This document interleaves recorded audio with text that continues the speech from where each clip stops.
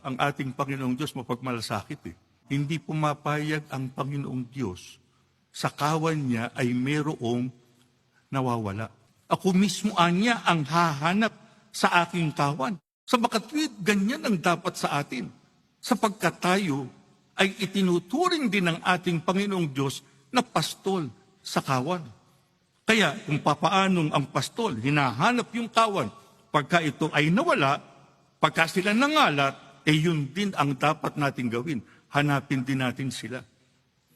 Yung paghanap pa lang yun, ano raw yun? Pagsagip, di ba? Rescue.